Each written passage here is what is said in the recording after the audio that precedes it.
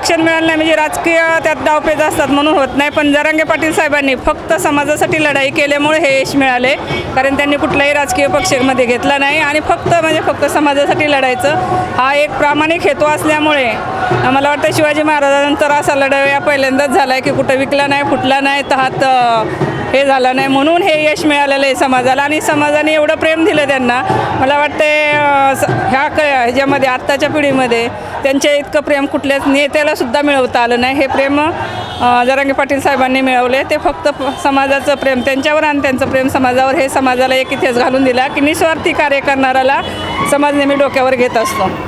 आमचे जे आरक्षणामुळे मुलांना नोकऱ्या वगैरे लागत नव्हत्या, आता जर आरक्षण भेटले तर आमच्या मुलांना नोकऱ्या लागावा. आणि एवढे मुलं शिकलेले होते गावाला आणि ते असेच राहायचे, त्यांना खूप वाईट वळण लागायचे.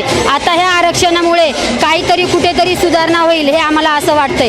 कारण आरक्षण मिळालंय, आरक्षणामुळे नोकऱ्या वगैरे मुलांना लागल्या तर खूप चांगलं होईल. कारण आम्हाला आरक्षण याच्यासाठी पाहिजे होतं की आमचे मुलं शिकून वगैरे ते काहीच करू शकत नव्हते. कारण आमच्या समाजामध्ये मुली देखील जास्त शिकत नव्हत्या का की असं वाटायचं मुलींना शिकवलं तर पुढे चालून काय करणार आहे. आणि खूप गरीब आईवडील असताना ते काय करायचे, मुलांना किंवा मुलींना शिकवायचे पण लास्टला काय व्हायचं की त्याचा काहीच उपयोग होत नव्हता. जेव्हा मुलं शिकायची 1 किंवा 2 मार्कासाठी त्यांना नोकऱ्या लागत नव्हत्या. मग त्यामुळे हे आरक्षणामुळे आम्हाला आता कुठेतरी आस आहे की आमच्या मुलाबाळांचं कुठं भविष्य पुढे चांगलं होईल. आणि हे जरांगे पाटलांमुळे आम्हाला आरक्षण मिळाले, त्यांचे खूप खूप आभार आहे.